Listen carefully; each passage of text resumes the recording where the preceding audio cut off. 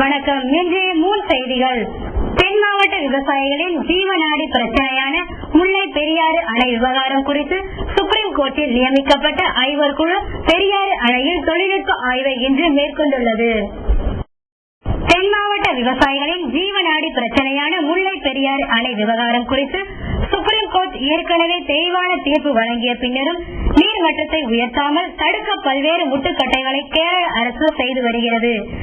இந்நிலையில் சுப்ரீம் கோர்ட்டால் நியமிக்கப்பட்ட ஐவர் குழு பெரியாறு அணையில் தொழில்நுட்ப ஆய்வை இன்று மேற்கொண்டுள்ளது. முல்லை பெரியாறு அணையின் நீர்மட்டத்தை 142 அடியாக உயர்த்த வேண்டும் என சுப்ரீம் கோர்ட் உத்தரவிட்டு இருந்ததை எதிர்த்து அணைகள் மற்றும் நீர்நிலைகள் பாதுகாப்பு சட்டத்தில் கேரள சட்டசபையில் தீர்மானம் நிறைவேற்றி கோர்ட் உத்தரவை வலுவிழக்க செய்தனர். இதை எதிர்த்து தமிழக அரசு சார்பில் சுப்ரீம் கோர்ட்டில் மேல்முறையீடு செய்யப்பட்டது. அணையின் வளம் குறித்து ஆய்வு செய்து அறிக்கை அளிக்க சுப்ரீம் கோர்ட் ஓய்வு பெற்ற நீதிபதி ஏஎஸ் ஆனந்த் தலைமையில் ஐவர் குழு அமைத்தது. நீதிபதி ஆனந்த் மற்றும் குழு உறுப்பினர்கள் ஓய்வு பெற்ற நீதிபதிகள் ஏ.ஆர். லட்சுமணன், டி.கே. மேத்தா, முன்னாள் மத்திய நீர்வள ஆணைய செயலாளர் சி.டி. தத்தே ஆகியோரை தேனி கலெக்டர் முத்துவீரன், மதுரை கலெக்டர் காமராஜ் வரவேற்றனர்.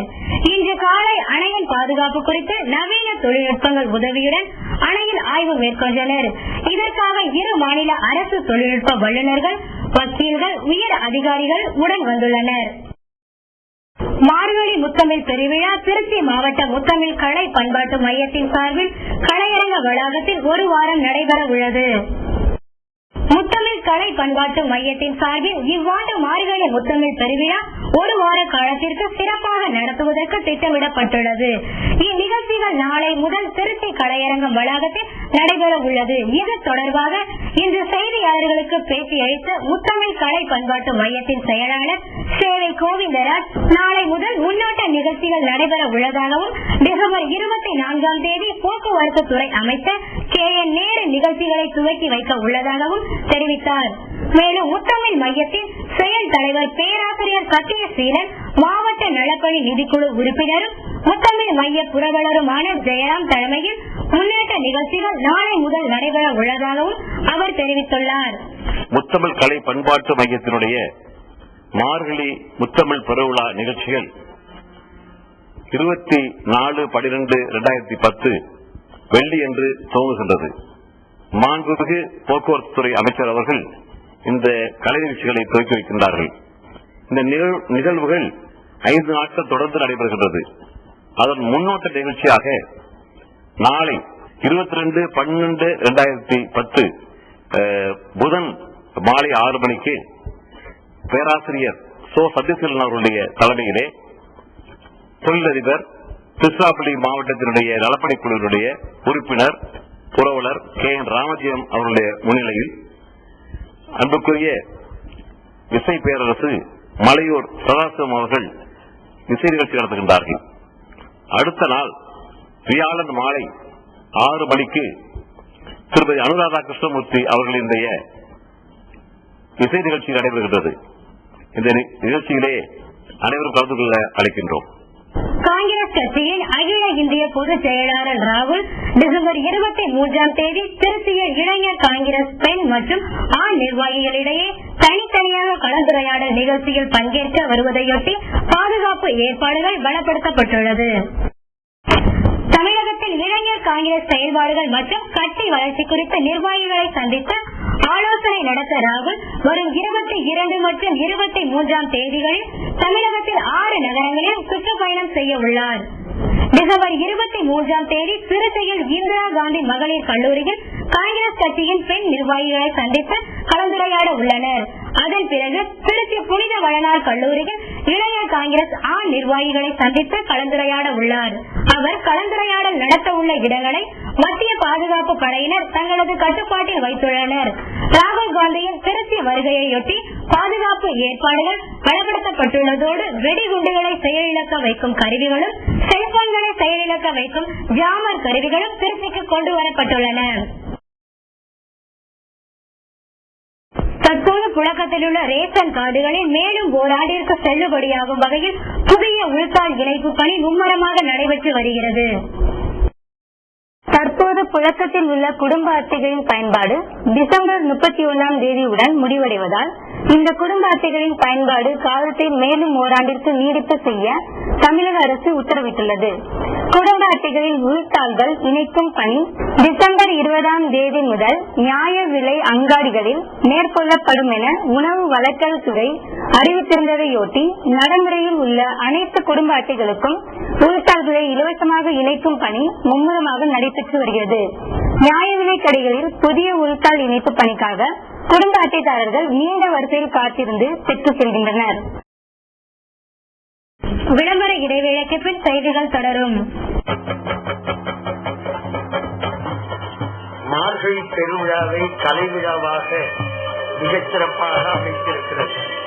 இது திருச்சிராப்பள்ளி மாவட்ட நலப்பணி நிதிக்குழு வளாகத்தில் 22/12/2010 முதல் 28/12/2010 வரை ஒவ்வொரு நாளும் மாலையிலே அருமையான இசை நிகழ்ச்சிகள், நாட்டிய நிகழ்ச்சிகள், நாடக நிகழ்ச்சி, இலக்கிய நிகழ்ச்சி ஆகிய அனைத்தையும் திருச்சிராப்பள்ளி மக்களுக்கு இனிய விருந்தாக வழங்கி இருக்கிறது. அன்போடு அழைக்கிறோம். இதற்கு அனுமதி இலவசமே தவிர எந்த கட்டணமும் இல்லை.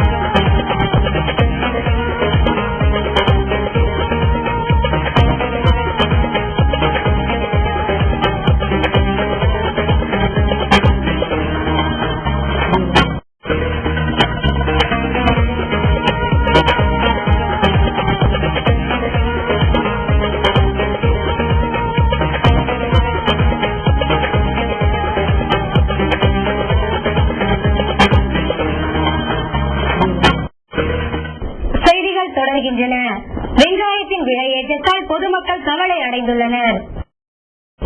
சில தினங்களுக்கு முன்பு வரை கிலோ 35 ரூபாய்க்கு விற்கப்பட்ட வெங்காயம் இப்பொழுது 1 மடங்கு விலை உயர்ந்து 70 ரூபாய் வரை விற்கப்படுகிறது. சமையலுக்கு பயன்படுத்தப்படும் அத்தியாவசிய பொருளான வெங்காயத்தின் விலை வெள்ளை தொடும் அளவுக்கு விலை உயர்ந்துள்ளதால் இல்லத்தரசிகள் பெரும் கவலையில் ஆழ்ந்துள்ளனர். வெங்காய விலையை கட்டுக்குள் கொண்டு வருவதற்காக மத்திய அரசு வெங்காய ஏற்றுமதிக்கு ஜனவரி 15ஆம் தேதி வரை தடை விதித்துள்ளது. ஆனாலும் வெங்காயத்தின் விலை குறைய 3 வாரங்கள் ஆகும் என மத்திய வேளாண்மை துறை அமைச்சர் சரத் பவார் தெரிவித்துள்ளார். அரசு ஊழியர்களுக்கு இணையான ஊதியம் வழங்க கோரி சர்க்கரை ஆலை ஊழியர்கள் 6 நாட்களாக வேலை நிறுத்த போராட்டம் நடத்தி வருவதால் பணிகள் தேக்கமடைந்துள்ளது.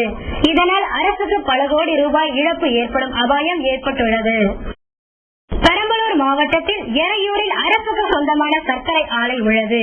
இந்த சர்க்கரை ஆலையில் பணிபுரியும் ஊழியர்கள் அரசு ஊழியர்களுக்கு இணையான ஊதியம் வழங்க வேண்டும், அக விலைப்படி வழங்க வேண்டும் மற்றும் காலி பணியிடங்களை உடனடியாக நிரப்ப வேண்டும் உள்ளிட்ட பல்வேறு கோரிக்கைகளை வலியுறுத்தி கடந்த 16ஆம் தேதி முதல் தொடர் வேலை நிறுத்த போராட்டத்தில் ஈடுபட்டு வருகின்றனர்.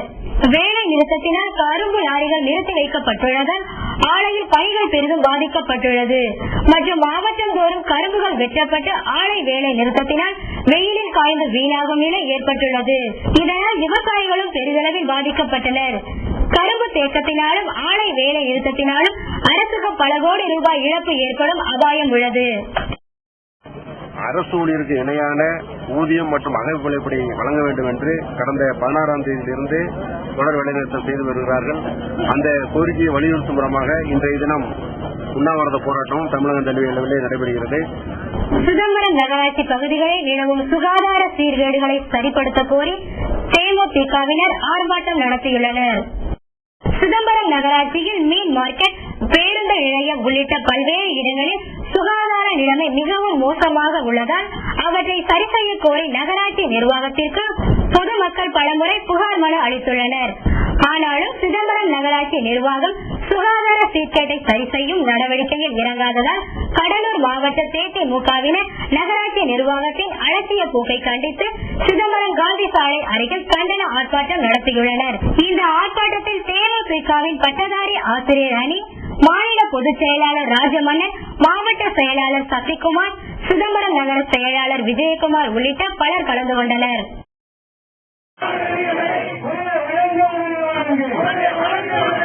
விளம்பர இடைவேளைக்கு பின் செய்திகள் தொடரும். மார்கழி பெருவிழாவை கலை விழாவாக மிகச் சிறப்பாக அமைத்திருக்கிறது. இது திருச்சிராப்பள்ளி மாவட்ட நலப்பணி நிதிக்குழு வளாகத்தில் 22/12/2010 முதல் 28/12/2010 வரை ஒவ்வொரு நாளும் மாலையிலே அருமையான இசை நிகழ்ச்சிகள், நாட்டிய நிகழ்ச்சிகள், நாடக நிகழ்ச்சி, இலக்கிய நிகழ்ச்சி ஆகிய அனைத்தையும் திருச்சிராப்பள்ளி மக்களுக்கு இனிய விருந்தாக வழங்க இருக்கிறது. அன்போடு அழைக்கிறோம். இதற்கு அனுமதி இலவசமே தவிர எந்த கட்டணமும் இல்லை.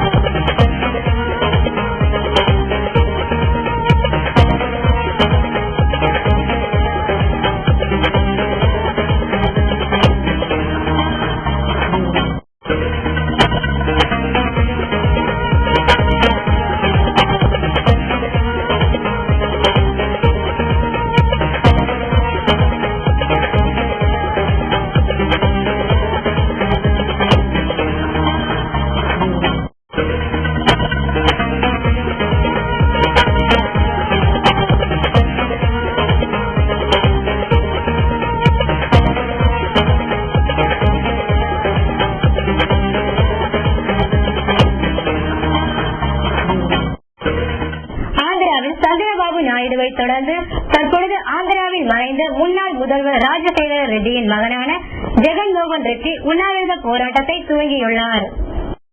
ஆந்திராவில் கடந்த சில நாட்களாக சந்திரபாபு நாயுடு பல்வேறு கோரிக்கைகளை வலியுறுத்தி உண்ணாவிரத போராட்டம் நடத்தி வந்தார். இதனால் உடல்நலம் பாதிக்கப்பட்டதால் ஆந்திராவில் பெரும் பதற்றம் ஏற்பட்டது. இந்நிலையில் விவசாயிகளின் நலனை காக்க கோரி முன்னாள் முதல்வர் ராஜசேகர ரெட்டியின் மகனான ஜெகன்மோகன் ரெட்டி உண்ணாவிரத போராட்டத்தை துவக்கியுள்ளார். இந்த போராட்டத்திற்கு தீட்ச பிரக்ஷனம் என்று பெயரிடப்பட்டுள்ளது. மின் சிக்கன வார விழாவையொட்டி இந்திய ரயில்வேயின் மின்பிரிவு நாட்டிலுள்ள முக்கியமான ரயில் நிலையங்களில் மின்சாரத்தை சேமிப்பதன் அவசியத்தை வலியுறுத்தும் செயல் விளக்க காட்சி அரங்கத்தை அமைத்து பொதுமக்களிடையே விழிப்புணர்வை ஏற்படுத்தியுள்ளது. திருச்சி ரயில்வே சந்திப்பில் கடந்த ஒரு வாரமாக அமைக்கப்பட்டிருந்த இந்த காட்சி அரங்கத்தின் மூலம் ஆயிரக்கணக்கான மக்கள் மின்சாரத்தை சேமிப்பதன் அவசியத்தை நேரில் கண்டு உணர்ந்தார்கள். இந்த காட்சி அரங்கில் குண்டு பல்புகளுக்கு பதிலாக CFL விளக்குகள் என அழைக்கப்படும் சிறு ஒளிரும் விளக்குகள் பயன்படுத்தப்படுவதால் பெருமளவு மின்சாரத்தை சேமிப்பதோடு அதிக அளவு வெளிச்சத்தையும் பெற முடியும் என்பது நேரடி செயல் விளக்கம் மூலம் மக்களுக்கு உணர்த்தப்பட்டது. மின் விசிறிகளுக்கு சாதாரண ரெகுலேட்டர்களை பயன்படுத்துவதற்கு மாற்றாக எலக்ட்ரானிக் ரெகுலேட்டர்களை பயன்படுத்தினால் 50% மேல் மின்சாரத்தை சேமிக்க முடியும் என்பதையும் அந்த காட்சி அரங்கில் உள்ளவர்கள் பொதுமக்களுக்கு வலியுறுத்தினர். அதுல 15 வாட்ஸ் பல்புக்கும் இங்க ஸ்பெஷலா கொடுத்திருக்க லேடு அந்த பல்புக்கும் டிஃபரன்ஸ் நிறைய இருக்குன்னு காமிச்சாங்க. அது 15 வாட்ஸ் ஜாஸ்தி ஆகுது, இது 0 வாட்ஸ்ல ஒர்க் பண்ணுது. இதனால நம்மளுக்கு பெனிஃபிட் நிறைய இருக்கு. நம்மளுக்கு குறைஞ்சது எப்படியும் ஒரு யூனிட் எரிக்கிறது 10 யூனிட் எரிக்கிற இடத்துல 5 யூனிட் சேமிப்பு காட்டுறாங்களா அவங்க. பயணிகளுக்கும் பொதுமக்களுக்கும் மின்சாரத்தை எவ்வாறு சிக்கனமாக உபயோகப்படுத்தலாம் என்பது பற்றிய விளக்கமாக சோதனை அடிப்படையில் விளக்கிக் கொண்டிருக்கிறோம். கடந்த ஆண்டு சுமார் 10,000 to 12,000 CFL லேண்ட்ஸ் ரயில்வே குவார்டர்ஸ்க்காக ஃப்ரீயாக கொடுத்திருக்கிறோம். இந்த மாதிரி நடவடிக்கையால் சுமார் 1,37 லட்சம் யூனிட்டுகள் மிச்சப்படுத்தியிருக்கிறோம். இலங்கை ஆய்வக ராஜ்பத் சேவை சர்வதேச போர் குற்றவாளியாக அறிவித்து ஐநா பொதுசபை விசாரணை நடத்தி உரிய தண்டனை வழங்கிட வேண்டும் என தமிழக மக்கள் முன்னேற்ற கழகம் வலியுறுத்தியுள்ளது.